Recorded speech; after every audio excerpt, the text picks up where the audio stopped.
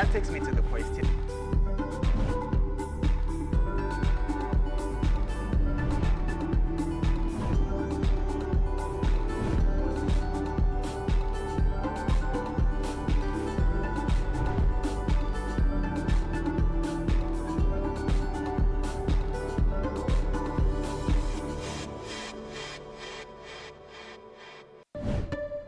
Okay, now I actually appreciate this look better. You Rise and Shine Saturday. Now that takes me to the question.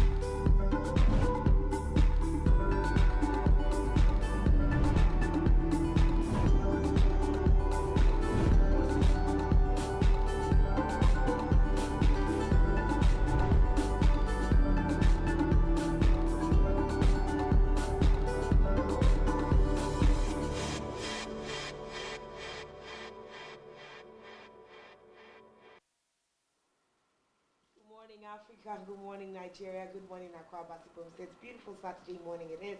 And this is Rise and Shine Saturday. We're beaming live from Uyo, the capital city of Accra State, Nigeria.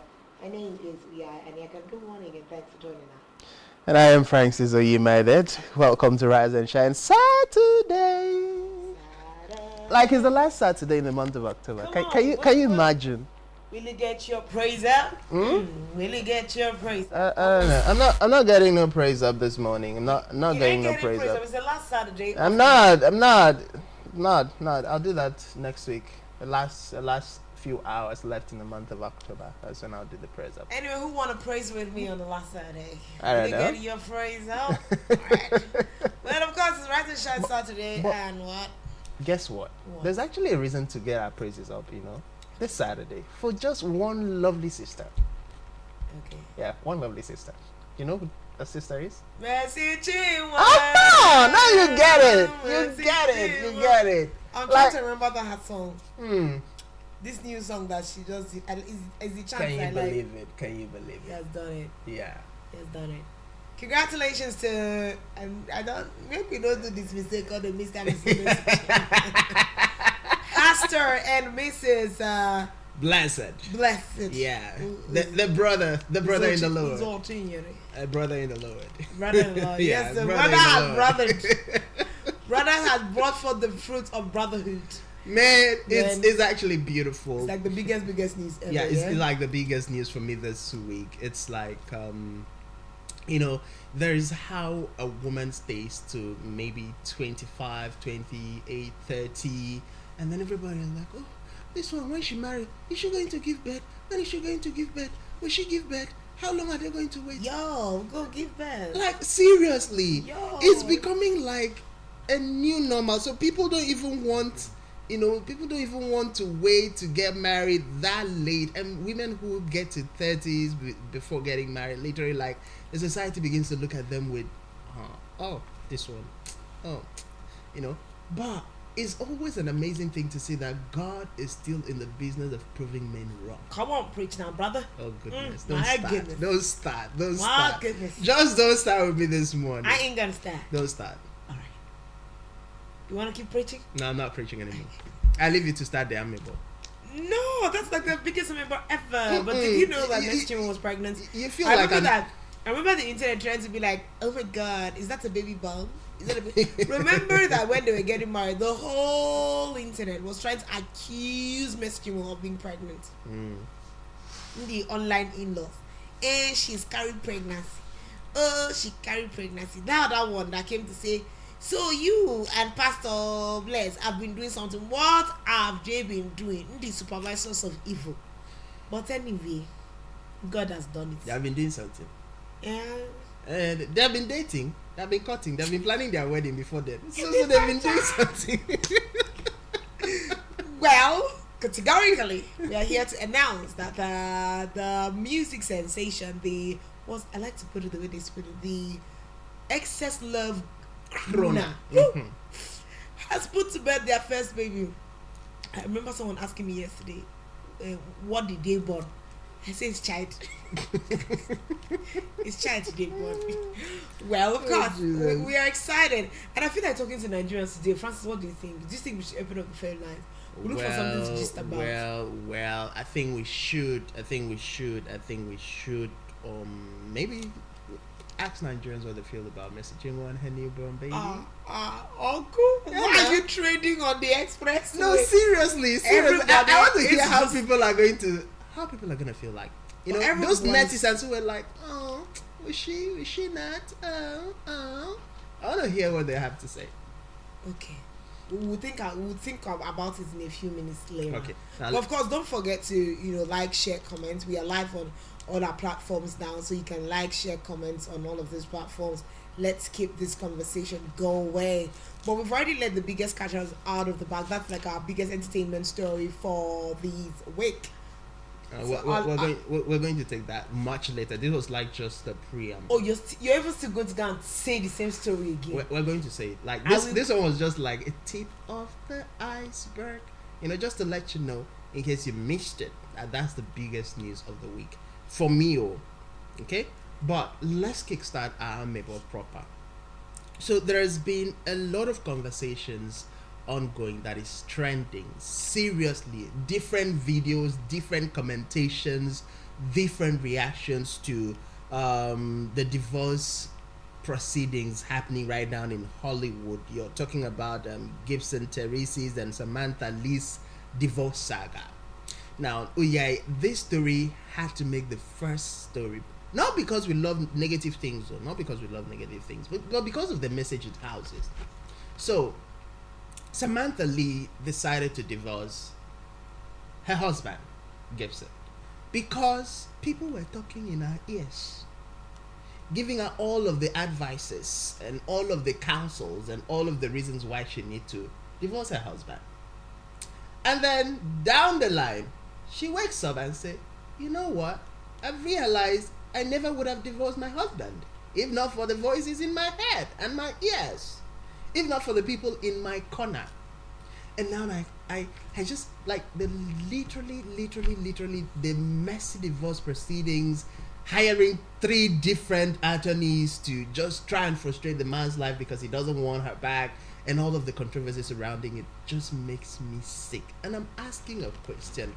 I'm yet to come. Maybe you can enlighten us here. Is there anywhere in the Bible, is there any rule book that says when you're married, listen to people about how you have to run your marriage? In the book of the very beginning, where the marriage started, it was between a man and his wife. But let me tell you, even African mothers, like most people will tell you when you're getting married, once you're getting married, keep third parties out of your marriage.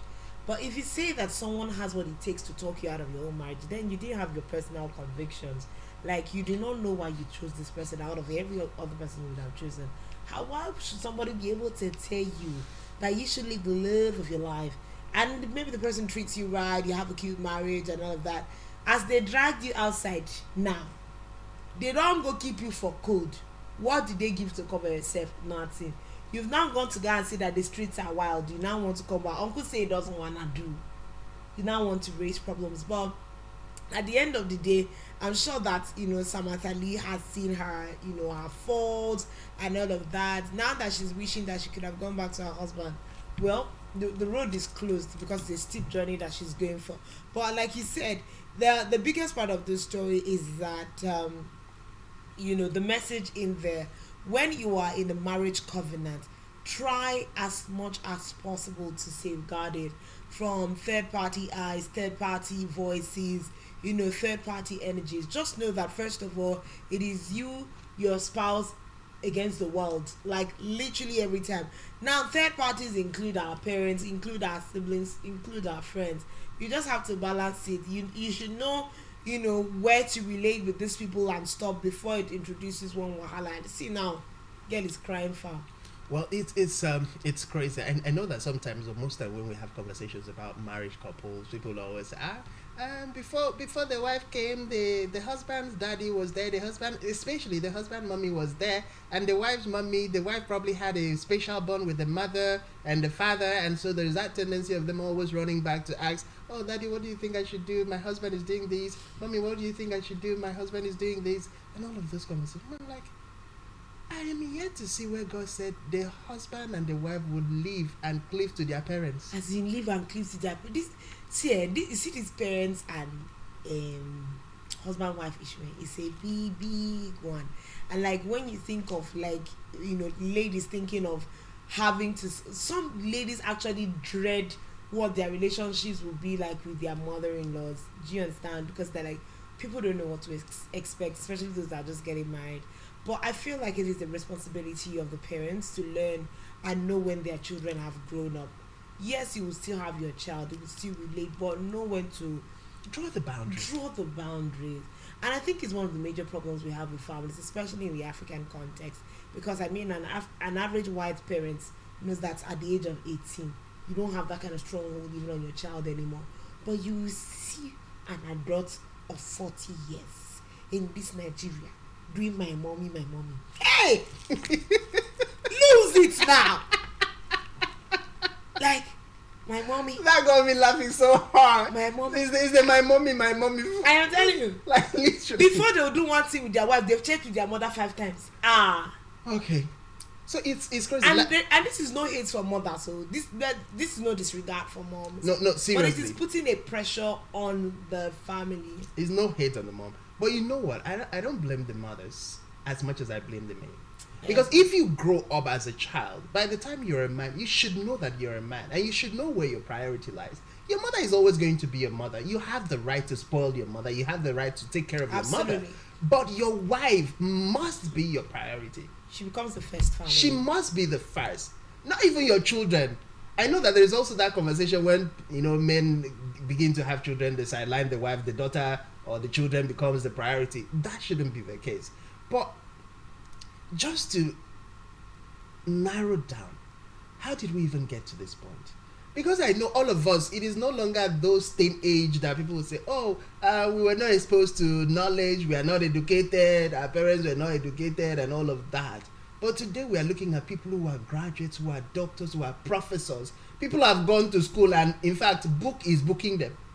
But those same group of persons who have been so exposed, travel outside the shores of Nigeria, travel different countries and continents of the world, and then you come back and look at their life, and it's still like people who grew up in God knows how old long ago. So you ask questions, why have we refused to move away from things like this that have consistently been a problem?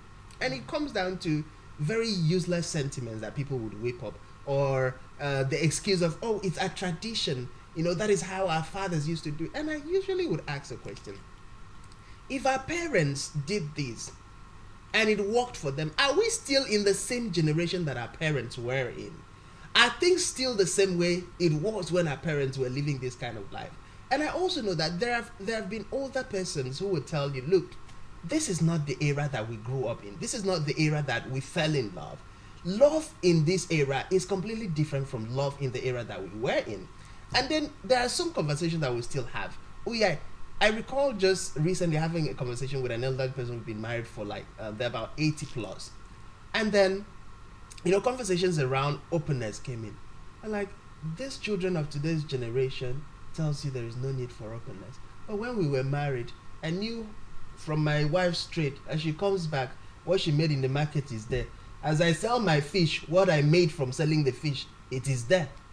So my wife knows how much I have. I know how much my wife has. We know what to and expect we know out of what our to purse. expect out of our purse. Nobody is keeping any secret.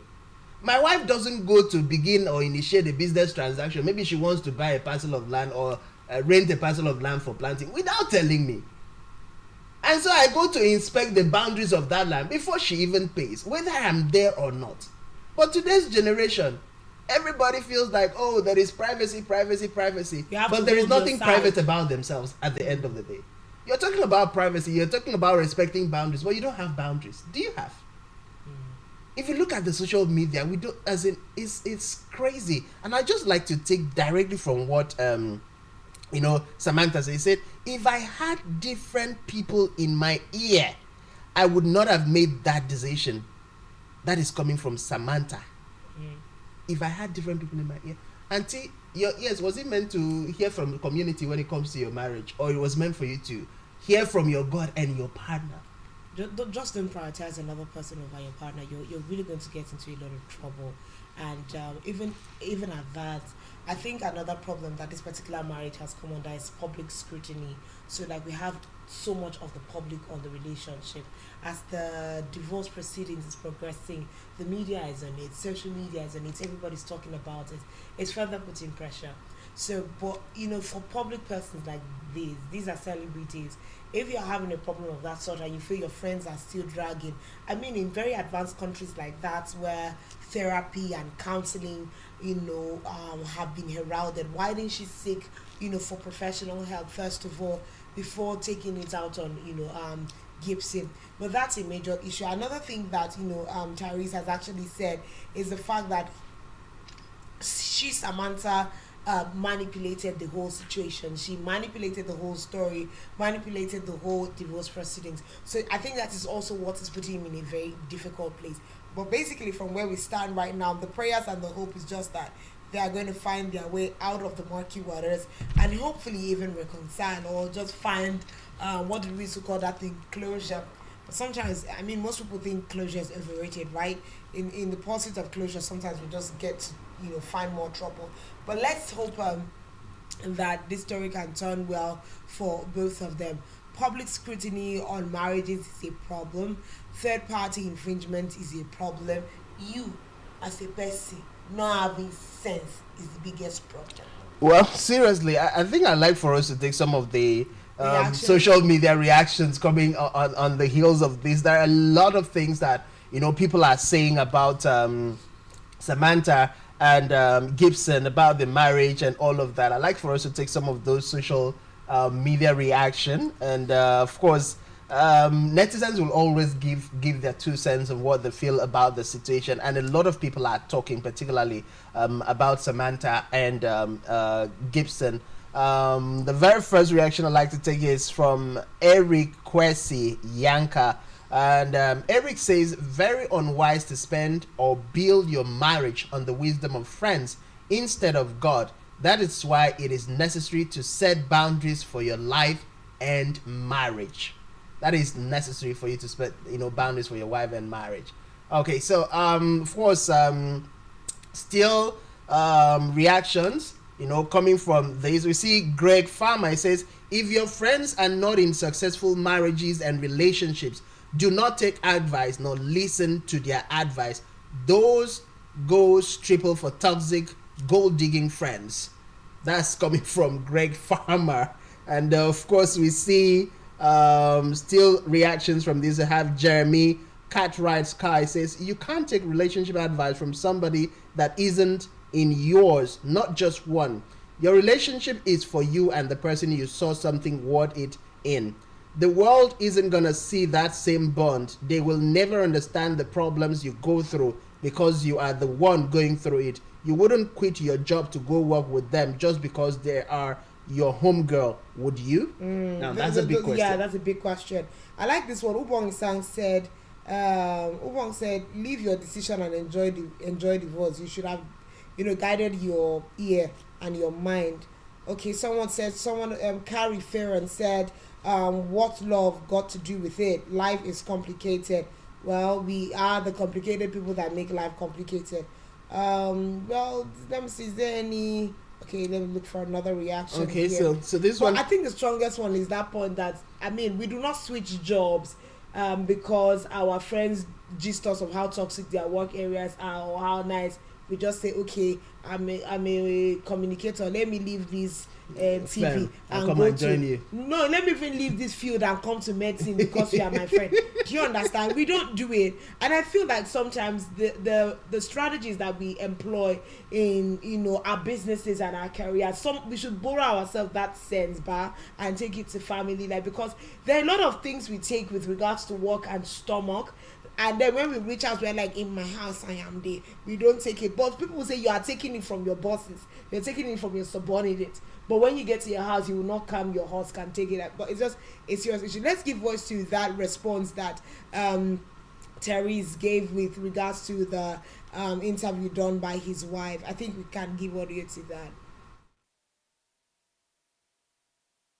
About money. You've hired 3 law firms trying to suck me dry. I'm approaching $1 million in legal fees, and we had a prenup. You already tried to ask me to come back. You already tried to reconcile. I told you I was in a relationship. Everything about the way you left me, about money. You've hired 3 law firms trying to suck me dry. I'm approaching $1 million in legal fees, and we had a prenup. Tried to ask me to come back. You already tried to reconcile. I told you I was in a relationship. Everything.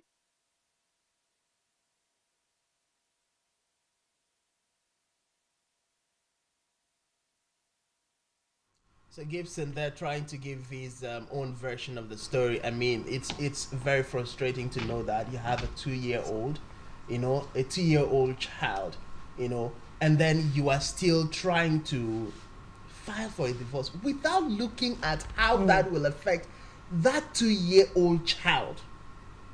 Not, I mean, the child just turned 2 years. So it's crazy. But we do hope that in the midst of all of these, with all of the social media drama surrounding this conversation, that, Gibson and Lee are going to find a common ground. I personally would wish, for the sake of that little child, that, the both of them can get out of court, settle their differences, forgive each other, mend their relationship, and come back together. That, for me, would be in the best interest of the child. It will be in the best interest of the child. We hope that they do it. But let's move to some more happy stories of people that did not allow the voices of outsiders to sink their boats in their love ship. JJ Okocha. If you remember, if you are Nigerian, you will know that name. JJ Okocha, one of the goats of Nigerian football, and all of that. I think just going over his family's events this week, I just said I think I like the fact that he retired early. When the clap was still very loud, he stayed in his glory and retired. I think in all of this, that's what I just took out. I just like that he's in that place, of his life. But of course, we saw the fact that JJ Okocha renewed his vows with his wife this past week.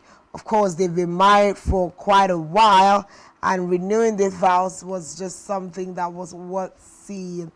I think his wife just turned 50 also this week. The wife turned 50, and then they renewed their wedding vows. Of course, Augustine JJ Okocha and his wife Nkechi celebrated their 25 years in matrimony. Francis, 25 years, a social figure, has been married for 25 years. They have done the silver jubilee, and they're still young and beautiful. This is good. She just recently turned 50 also this week. So it was her 50th birthday week, and then it was her 25th wedding anniversary. So she must have gotten married when she was 25. When she was 25. Yeah. So it is amazing to see this actually happening. And if you look at JJ and the wife, there's absolutely a beauty to behold. I mean, they still look like they're in their 30s. I mean, just looking at them, who would believe that these two persons have been married for 25 years? But one thing I took out from this, that you can be in the spotlight, you can have all the wealth in the world and still be a loyal partner to your spouse. You still be able to keep your marriage, still be able to move away from the drama and the saga and the crisis, and of course the toxic environment that most celebrities are trying to create, that marriage doesn't work, especially when you are in the spotlight, when you have a way with all and all of those things that people are beginning to make it look like the new normal. So it's congratulations to JJ. Definitely a story to be inspired with. And I know that for me as a young person, this for me is a big win, and it's a message to show that we still have people who are holding it down together in this crazy era where people don't want to stay in marriages. Yeah, where people don't have value for marriage. Yeah, I think it was a Hollywood actor that I was reading his article just yesterday. I think he's been married for about 25 years also. One of those, very fine ones. His name eludes me now.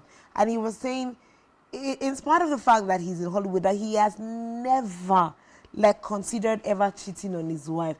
And the funny thing is that there are men like this all around us. I remember Pastor Mrs. Mildred Okonkwo saying that the problem is not that there are no good marriages. It's just that those that are having good marriages are not loud about it. Those that have bad marriages are the ones that are loudest about it. So maybe, you know, or everyone Well, they say empty cans make the loudest noise. you get it. So maybe like people that are in healthy, thriving, good marriages should speak up some more. Tell us how you made it to 25. Tell us how you stayed in the limelight as celebrities. Sometimes both spouses are in the limelight in their sectors. They come back home and they still have a healthy life together, doing 25, 30 years. Please come out and tell us how you're doing it, because it looks like these people coming after you, they don't know what marriage is all about. You know, everybody's just joking around. Everything about marriage is now contractual. But I mean, 25 years with JJ Okocha and his wife Nkechi, you know, all of those things, putting in the work. Let the good ones also talk, so that it will not be, because I think the average young person now is like, can I even survive in marriage? Everybody is failing. Too many marriages are not failing. You are the one looking at the wrong example. Choose your example. I like that fact. I like that fact. I like that fact. I like that fact. Too many marriages are not. You know, too many marriages are not failing. Because sometimes someone will say you are the one looking for example on social media when your parents are in the house. Yes. Okay, even if you say your parents did not do well, or on the average, most of our parents did well in their marriage. On the average. So even if you don't say, if you say that your parents did not do well, check your neighbor's house. You know. Just there are examples. All of we are the ones choosing what. Some you now see headline: man drags pregnant wife to. You are the one that is reading the article. Well, it's actually an interesting turn, but of course, moving away from JJ Okocha and the lovely story, we'll move to another interesting love story. So we know that Rihanna met Canadian rapper Drake way back in 2005.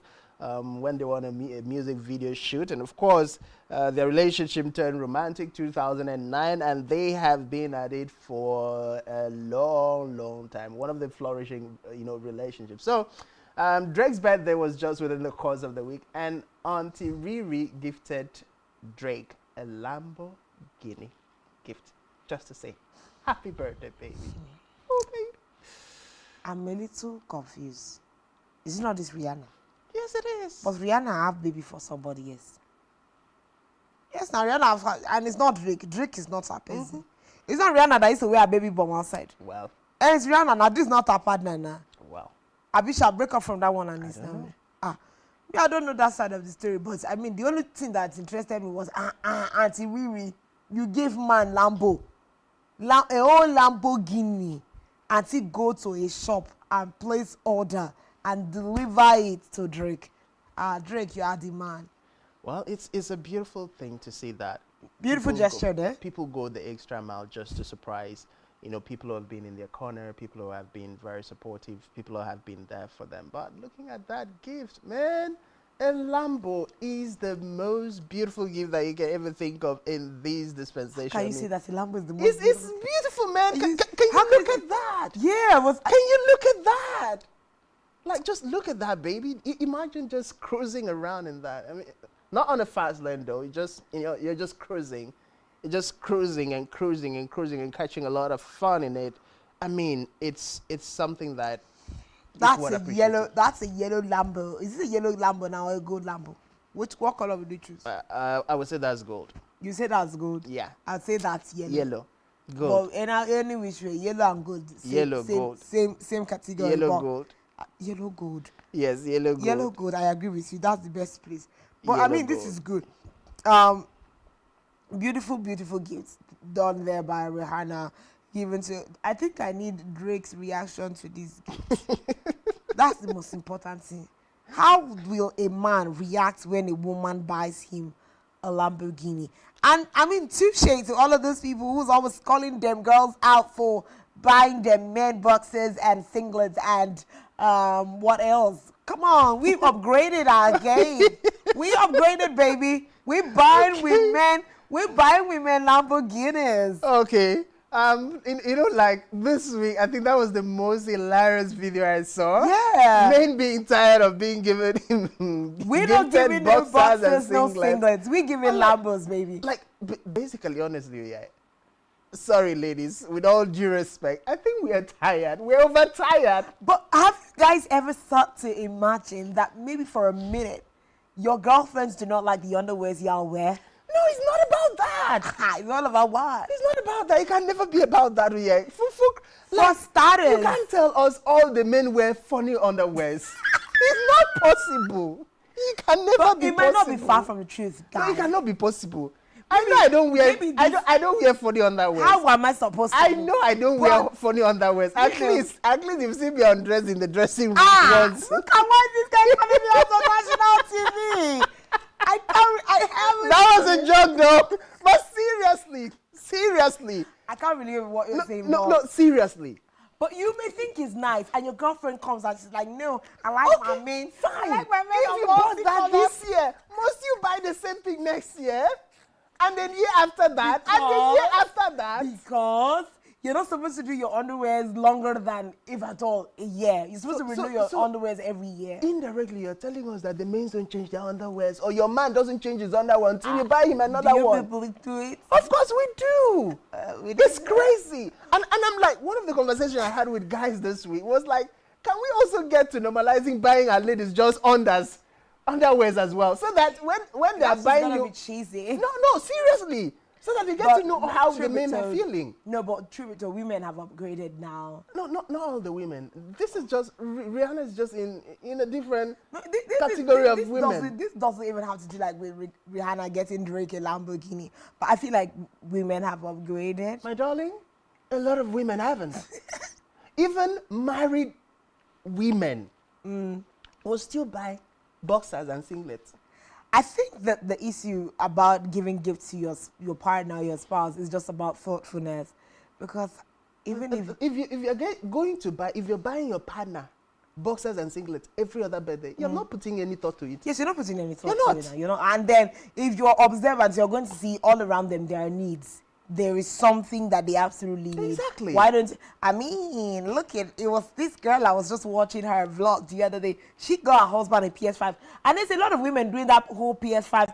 Guys, what is it with PS5, please? You guys gotta tell me. Someone looking at me like, yo, what are you talking about? Well, I don't understand. I'm not a gun person. Relate, right? I'm not a gun so person. there's been a lot of husbands and male partners getting PS5 or recent from their girls. So we girls have upgraded, yo. Well, for those of you ladies who have upgraded, congratulations. We love you. We appreciate you. But auntie, if all you think of on a birthday of your man, your husband, or your boyfriend, his boxers and singlet, please wipe it off from your mindset. I will still buy boxers Please, and singlet. even if you must buy boxers and singlet, like you literally want to always remind him of that aspect, yeah? Get other gift. Then let this one be an addendum to the other gift. Okay. Then we'll appreciate that part. Well, thanks for coming to Francis Underwear TED Talk. It's been a good morning. But seriously, Please, you need females, to. please, you guys should not give us boring gifts also. We beg you all in the name of God. Oh, come on. We're always romantic. I mean, we spend time to think about What's the last gift you gave to your girlfriend? Okay. Do you really want me to say that on What's the national last TV? gift? I don't want to say it, but it was something romantic, something beautiful. You will now go and buy her cloth that she will wear for you. No, it's not just about clothes. You buy a woman clothes on her birthday, only clothes on her birthday, you're in trouble. Serious trouble. I can't remember. The same clothes you've been buying on other occasions, on a regular day, you buy on her birthday. You know what sleep house that day now? You know what peace that day? I need someone to upgrade. How do you guys do this thing? Well, let's move to the very next story. I gifted you 3 verses in your dead career. Davido versus Dami Crane. There's I don't Crisis. know a lot of crisis. It was Davido the other day that was calling them Burna Boy new cats. And now it's a matter of him saying he gifted Crane 3 verses in his dead career. But I think the question will be those 3 verses, where did he take Crane's career to with regards to this? Well, the conversation between Davido and Dami Crane has been a serious one. I mean, Crane has been on about issues with Davido and the fact that he's gifted Davido songs that have actually contributed to his success. And I think another conversation that I've also spiraled out of this is Crane calling out Davido for stealing his intellectual property. And those conversations have been going back and forth. I think the video came out to respond by, telling Crane he's also gifted him some verses within the course of his career. I don't know how the industry, oftentimes just turn dirty in the middle of nowhere. It's one thing here. When you're in the music space, for instance, you can be together in the studio, and I'm working on a song, and then of course, as the beat goes, you get inspired, and you're writing something for me that actually could become the hook that everybody celebrates about the song. I could do the same thing for you. But how people use that to begin to lay claims, begin to, call out each other is just something that I cannot fathom. But the video has been on the class of his own. Crane is another personality. And one would wish that these two persons never clash. But it is what it is. That's the music industry. Most people will tell you one way or the other. It's a way of reaching out to the next person. It's a way of chasing the next person. It's a way of gaining relevance. It's a way of making people know that, oh, this hit song that you people always dance to coming from this person, it's not always him that is doing the job, or it's not always him alone. There are people who also contribute to it. But